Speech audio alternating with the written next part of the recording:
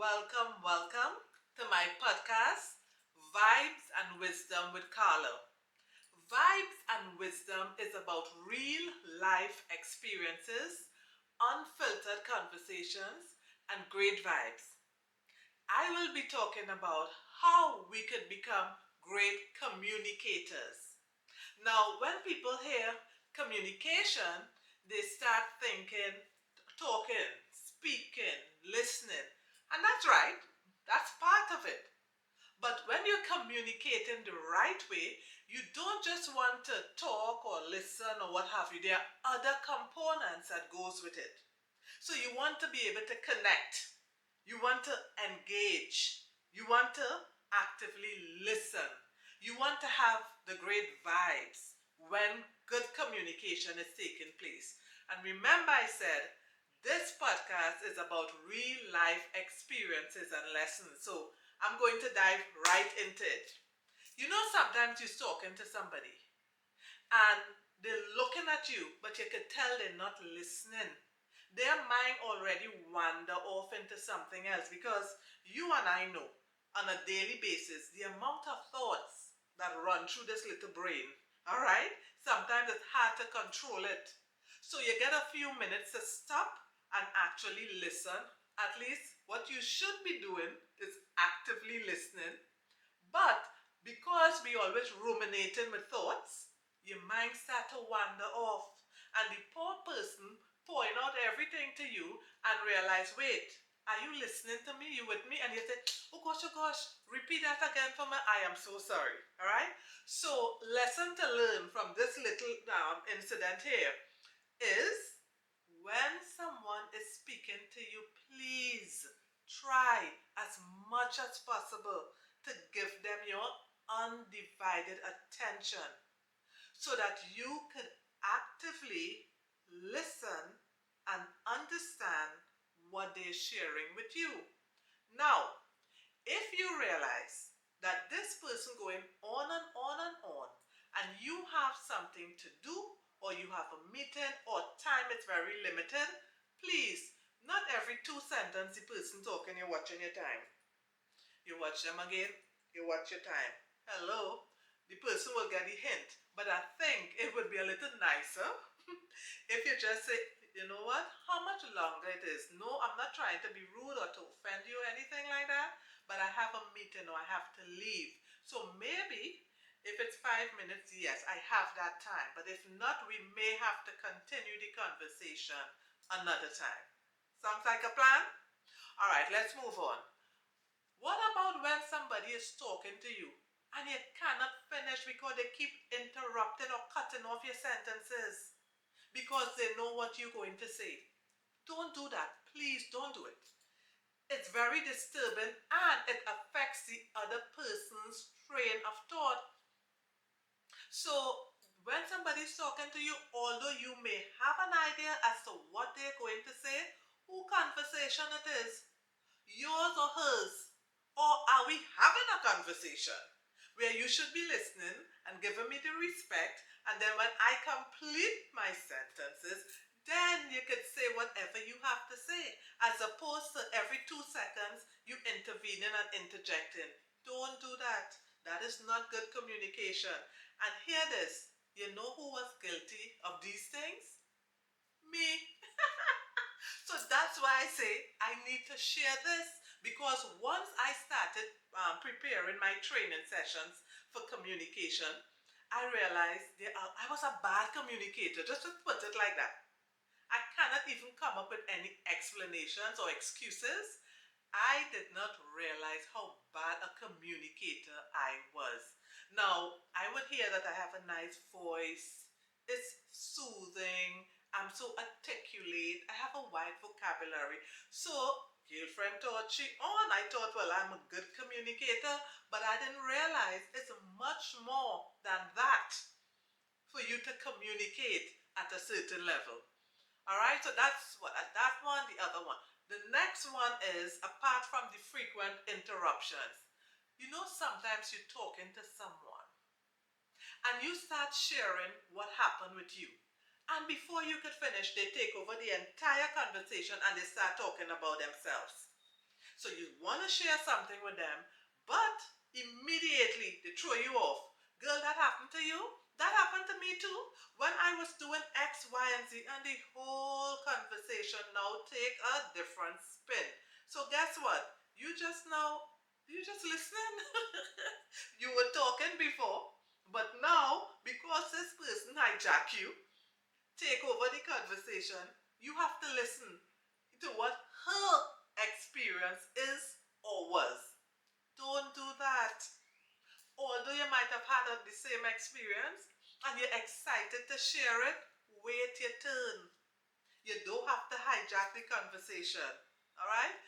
Another thing, sometimes somebody telling you something and you start giving advice. Unwanted advice, unsolicited advice. The person did not come to you for any advice. They're just sharing an experience with you. But some of us, we are, let's say, solution oriented or Mr. or Mrs. Fixer.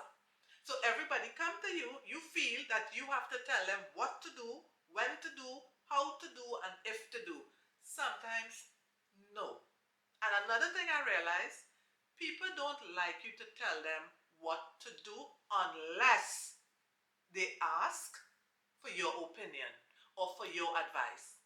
And sometimes you might really be tempted to tell somebody what to do because for you, the answer is so obvious, but that's for you, all right? But if you really realize that you should advise them, ask permission.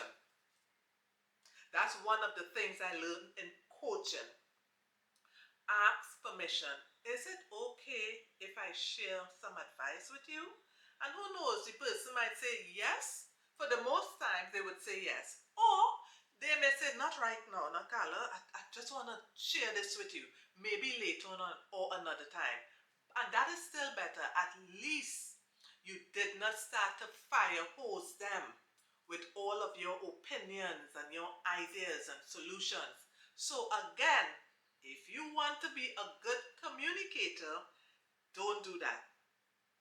Don't give unwanted, unsolicited advice and solutions. Another thing, validating someone's experience. So, somebody may come to you and they may say, girl, I'm feeling so hurt. This happened to me and I was embarrassed. I didn't like what happened to me. I was really hurt. I really didn't think that X, Y, and Z should have happened. And your response, but that stupid thing happened to you. What you hurt for? That is nothing to be hurt about. You enter your feelings like my kids. They always know somebody into the feelings. You enter your feelings. Don't do that. Don't invalidate that person's emotional reality. Don't tell that person they should not feel so and how they should feel. As a matter of fact, who are you to determine how somebody should feel or not? Ask yourself that question. Since you become this big judge, that you telling somebody the way they're feeling is not the right way to feel, they should feel X, Y, and Z. Why? Because I say so. You tell them that so it's right. Come on. Don't do that. Yeah? So, what you're doing when you tell the person that they shouldn't feel a certain way, you are invalidating that person's experience. That's how that person is feeling and they're sharing that with you. What you should ideally do is to listen and try to understand why this person is feeling the way he or she is feeling. And once you understand, still don't be a judge or don't give advice or solutions. Clearly, probably say, I could really understand why you would feel like that. That makes a lot of sense. Now, saying that it makes a lot of sense does not necessarily mean that you agree.